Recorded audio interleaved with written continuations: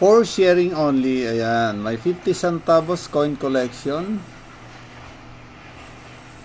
Ayan, 50 centavos, 1907. Ayan, may 2 piraso ako nito. Ito pa yung isa. Ayan, 1907.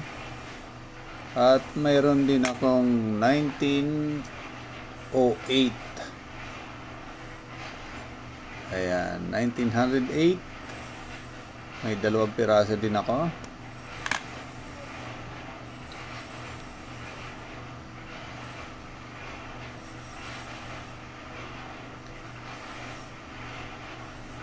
Ayan, 1908.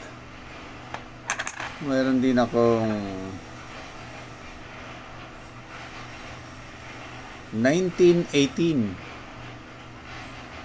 Ayan, 1 pirasong 1918.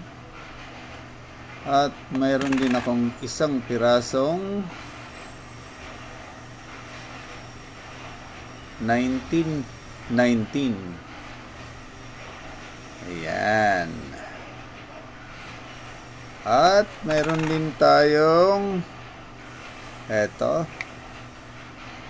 1921. Ayan. Ayan, 1921. May 2 piraso. Ito pa yung isa.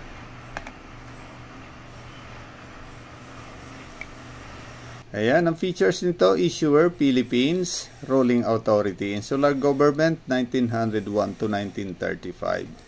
Type, standard, circulation coins, years, 1907 to 1921.